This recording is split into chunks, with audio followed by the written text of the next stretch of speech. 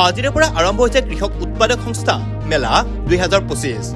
তিনিদিনীয়া কাৰ্যসূচীৰে গুৱাহাটীৰ শিল্পগ্ৰামত অনুষ্ঠিত হৈছে মেলাখন। অসম চৰকাৰৰ কৃষি বিভাগৰ উদ্যোগত আৰু ক্ষুদ্ৰ কৃষক কৃষি বাণিজ্য কনচৰ্টিয়ামৰ সহযোগত অনুষ্ঠিত হৈছে মেলাখন। উদ্বোধন কৰে কৃষি মন্ত্ৰী অতুল বৰাই। মেলাত নিৰ্বাচিত কৃষক উৎপাদক সংস্থাৰ দ্বাৰা উৎপাদিত সামগ্ৰী প্ৰদৰ্শন আৰু বিক্ৰী কৰা হয়। মেলাত অংশগ্ৰহণ কৰিছে ৰাজ্যখনৰ বিভিন্ন ঠাইৰ পৰা আমন্ত্ৰিত 40খনৰো অধিক কৃষক বিপণীয়ে। সমান্তৰালভাৱে অনুষ্ঠিত হ'ব ক্ৰেতা বিক্ৰেতা সন্মিলন। মেলাৰ আটাইকেইটা দিনতে অনুষ্ঠিত হ'ব প্ৰশিক্ষণ আৰু আলোচনা চক্ৰ। 19 মাৰ্চত সামৰণি পৰিব কৃষক উৎপাদক সংস্থাৰ এই বিশেষ মেলাখন। FPO মেলা ইয়াত অনুষ্ঠিত হৈছে। ইয়াত অসম চৰকাৰৰ কৃষি বিভাগ, উদ্যান শস্য বিভাগৰ লগতে ইয়াত নাবাৰ্ড, নেৰামেক, আস্ফাক, এপাৰ্ট বহুতকেইটা ইয়াত সংস্থা জড়িত হৈ আছে। আৰু এই মেলাত ৰাজ্যখনৰ 20খন জিলাৰ পৰা FPOৰ প্ৰতিনিধি অহাৰ লগতে মেঘালয়ৰ পৰাও 2টা FPOৰ প্ৰতিনিধি আহিছে। 2020 চনত দেশৰ মাননীয় প্ৰধানমন্ত্ৰী নৰেন্দ্ৰ মোদী ডাঙৰীয়াই উত্তৰ প্ৰদেশত 10,000 ফাৰ্মাৰ্ছ প্ৰডিউচাৰ্ছ কোম্পানী গঠনৰ কথা ঘোষণা কৰিছিল। কাৰণ আমাৰ দেশখনৰ বহু ৰাজ্যত যিসকল খেতিয়ক আছে এইসকল ক্ষুদ্ৰ আৰু উপান্ত খেতিয়ক। এতিয়া অসমৰ কথাই যদি চোৱা যায়, অসমৰ খেতিয়কসকল হৈছে ক্ষুদ্ৰ আৰু উপান্ত খেতিয়ক। গতিকে ইয়াক আমাৰ খেতিয়কসকলক যদি আমি সংঘবদ্ধ কৰি আগুৱাই লৈ যাব নোৱাৰোঁ, তেতিয়াহ'লে আমি বহুত কাম সম্ভৱ কৰি তুলিব নোৱাৰোঁ।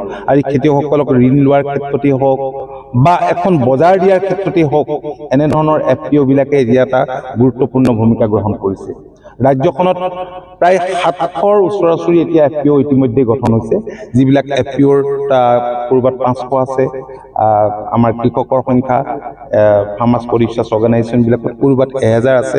তাত নাবাৰ্ডৰো আছে, RTVI আছে, হৰ্টিকালচাৰ MOVCDৰো আছে, এপাৰ্টৰো আছে আৰু বেলেগ বেলেগ সংস্থাবিলাকৰ ইয়াত তেনেধৰণৰ FPO আছে। গতিকে এতিয়া বহুত FPO আমাৰ এগ্ৰিকালচাৰ এলাইড ছেক্টৰটোৰ লগত জড়িত আছে। মীন উৎপাদন বা অন্যান্য দুগ্ধ উৎপাদনৰ লগত বহুতখিনি আছে।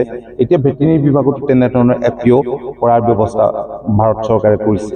গতিকে FPO বিলাকৰ জৰিয়তে আমাৰ কৃষিখণ্ডলৈ যাতে এটা যুগান্তকাৰী পৰিৱৰ্তন আনিব পাৰি, তাৰ কাৰণে মাননীয় মুখ্যমন্ত্ৰীয়েও সমান্তৰালভাৱে গুৰুত্ব দিছে। আৰু সেইকাৰণে এইবাৰ বাজেটত 500 FPOক এইবাৰ 10 লাখকৈ টকা দিয়াৰ ব্যৱস্থা কৰিছে। আৰু 15 কোটি টকা তেওঁলোকক, মই যিটো কথা ইতিমধ্যে ঘোষণা কৰিছোঁ, তেওঁলোকক ছাপোৰ্ট দিবৰ কাৰণে ৰাখিছে। গতিকে FPOৰ জৰিয়তে আমি বহুতখিনি পৰিৱৰ্তন আনিব পাৰোঁ। আজি ৰাজ্য চৰকাৰৰ তৰফৰ পৰা মোৰ কাৰ্যকালতে 1,74,000 আমি কৃষি যন্ত্ৰ পাতি বিতৰণ কৰিছোঁ। 36,000তকৈ অধিক আমি পাৱাৰ টিলাৰ বিতৰণ কৰিছোঁ। তদ্ৰুপ ট্ৰেক্টৰ দিছোঁ, কম্বাইন হাৰ্ভেষ্টৰ দিছোঁ, থ্ৰেচাৰ দিছোঁ, ৰিপাৰ দিছোঁ, স্প্ৰেয়াৰ দিছোঁ। আৰু আমি এতিয়া ডিজিটেল ক্ৰপ ছাৰ্ভেবিলাক আমি কৰি আছোঁ। ঠিক তেনেকৈ চইল হেল্থ কাৰ্ড বিতৰণ কৰা হৈছে। প্ৰধানমন্ত্ৰী কিষাণ সন্মান নিধিৰ জৰিয়তে কৃষকসকলৰ বেংক একাউণ্টত বহু পৰিমাণৰ এইবাৰ 19 ইনষ্টলমেণ্টত প্ৰায় 475 কোটি টকা তেওঁলোকৰ বেংক একাউণ্টলৈ গৈছে। প্ৰধানমন্ত্ৰী ফচল বীমা যোজনাৰ জৰিয়তে উপকৃত হৈছে। ঠিক তেনেকৈ আমাৰ কৃষকে যাতে আমাক লাগতিয়াল যিবিলাক বীজ নিজে উৎপাদন কৰে, তাৰ কাৰণে গভমেণ্টে যথেষ্টখিনি কৃষককো ছাপোৰ্ট দিছে। তেনেধৰণৰ ব্যৱস্থা কৰিছে। আৰু ক্ষুদ্ৰ জলসিঞ্চনৰ কাৰণে আমাৰ বিভাগৰ তৰফৰ পৰা এনেই জলসিঞ্চন বিভাগ এটা আছে, তেওঁলোকে ডাঙৰ স্কিমবিলাক কৰে। কিন্তু আমাৰ বিভাগৰ তৰফৰ পৰাই আমি আজি STW দিছোঁ, চেলো টিউবেল দিছোঁ, তাত ইলেক্ট্ৰিকেল পাম্প আছে, ডিজেল পাম্প আছে, ছ'লাৰ পাম্প আছে। কাৰণ অকল প্ৰকৃতিৰ ওপৰতে নিৰ্ভৰ কৰি কেইবাতৰপীয়া খেতি কৰাটো কৃষকৰ কাৰণে সংঘবদ্ধ হ'লেও সম্ভৱ নহয়। গতিকে সেই দিশটোৰ প্ৰতি চোৱা চিতা কৰা হৈছে। মই দেখিছোঁ যে এতিয়া CM টিপুলেতো বহুত উঠি অহা নতুন প্ৰজন্মৰ কৃষক যুৱক যুৱতী জড়িত হৈ গৈছে। এতিয়া FPO বিলাক পোৱাৰ পিছত কি হৈছে, ৰপ্তানি কেন্দ্ৰিক চিন্তা চৰ্চা এটা আৰম্ভ হৈছে। 2022-23 বৰ্ষত অসমত উৎপাদিত ফচল 4,000 কোটি টকাৰ ফচল বিদেশৰ বজাৰলৈ পঠোৱাৰ পৰিৱেশ এটা ইয়াত ৰচনা হৈছে। আৰু 2026-27ত আমি এপেডা আৰু বেলেগ বেলেগ ইনষ্টিটিউশ্যনে প্ৰকাশ কৰা মতে 10,000 crores প্ৰডাক্ট পঠাবলৈ আমাৰ ৰাজ্যখন সম্ভৱ হ'ব বুলি ধাৰণা কৰা হৈছে।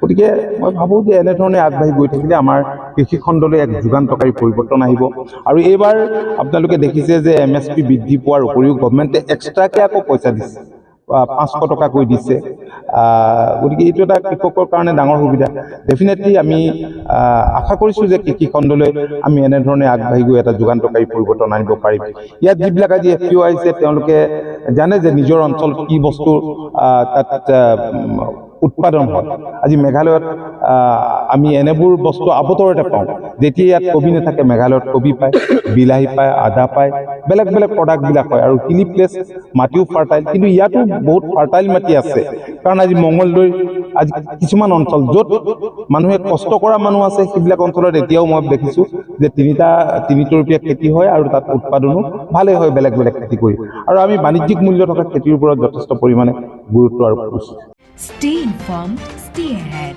News NE 365.